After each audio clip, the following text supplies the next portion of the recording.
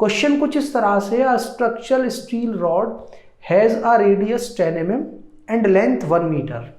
100 kilonewton force stretches along its length. Then calculate stress, elongation and strain in the rod.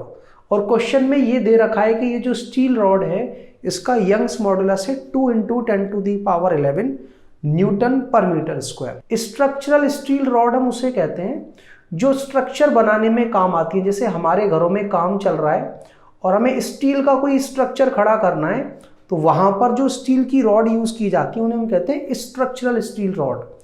और इस rod की जो radius है वो हमें बता रखी है 10 mm और रेडियस की हेल्प से हमें क्रॉस सेक्शनल एरिया जहां कहीं जरूरी होगा वहां पता लग जाएगा. लेंथ इसकी दे रखी है 1 मीटर.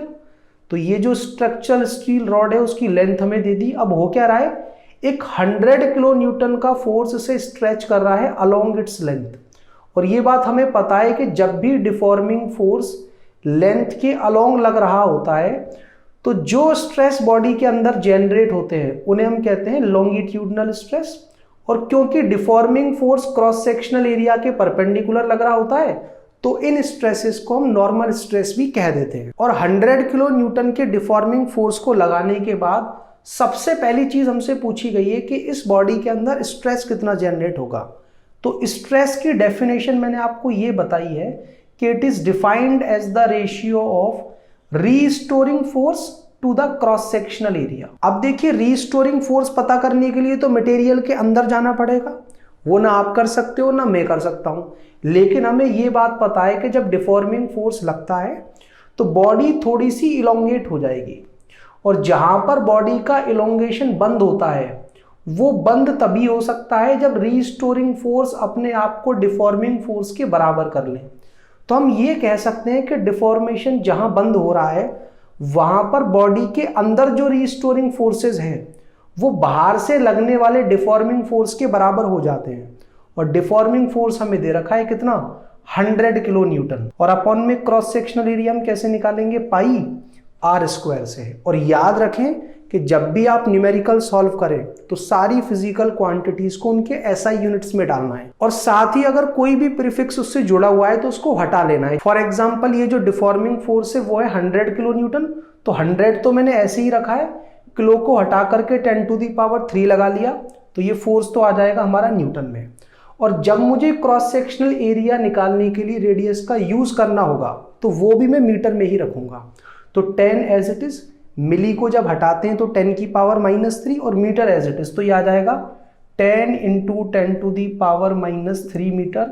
इसका मुझे करना पड़ेगा स्क्वायर. अब आप ये चीज देख सकते हो कि ये जो ऊपर 100 × 10⁻³ है उसे मैं 10 × 10⁻⁴ भी लिख सकता हूं. और नीचे में ऐसे लिख सकता हूं 3.14 इंटू, यहां पर देखो क्या बनेगा 10⁻².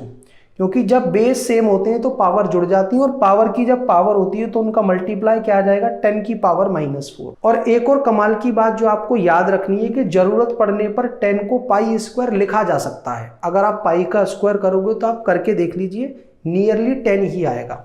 तो आप देखोगे 1 पाई से 1 पाई कैंसिल आउट हो जाएगा और पाई से थोड़ी बड़ी वैल्यू आएगी है. अगर आप पाई भी लिख दो तो ज्यादा चेंज नहीं आएगा.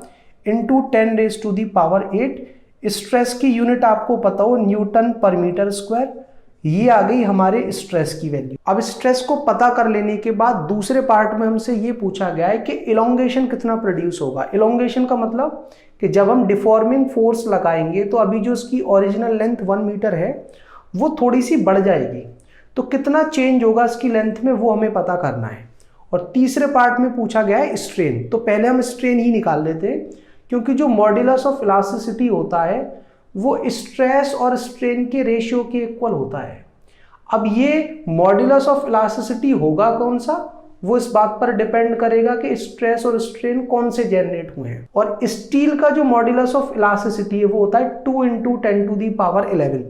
वो आपको ना भी दिया जाए तो आपको स्टील का तो एटलीस्ट याद रखना है कि माइल्ड स्टील हो या नॉर्मल स्टील, उसका यंग्स मॉडुलस होता है 2 × 10⁻11. स्ट्रेस अभी हमने निकाला है 3.18 × 10⁸.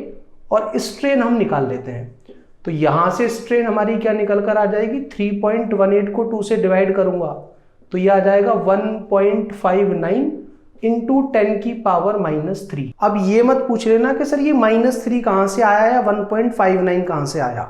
भाई 3.18 को 2 से डिवाइड करते हैं तो 1.59 आ जाता है, इतना आपको पता होगा। और स्ट्रेन की कोई यूनिट नहीं होती।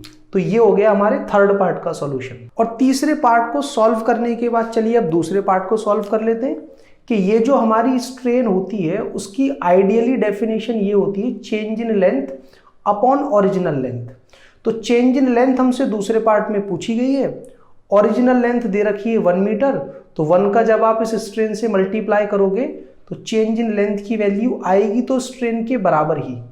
लेकिन स्ट्रेन की तो कोई यूनिट नहीं होती, चेंज इन लेंथ की यूनिट वही होगी जो ओरिजिनल लेंथ की यूनिट है। यहां पर यूनिट मीटर है तो चेंज इन लेंथ निकल कर आएगा 1.59 into 10 to the power -3 metre, या फिर इसको 1.59 mm भी हम कह सकते हैं। अब आपको इस क्वेश्चन में पूछे गए तीनों ही पार्ट्स के आंसर्स मिल गए होंगे। अगर आपको किसी भी पार्ट में कुछ ना समझ में आया हो तो एक बार पहले पीछे जाकर के वीडियो से खुद से समझ लें, और फिर भी ना समझ में आए तो मुझसे कमेंट करके पूछ लें।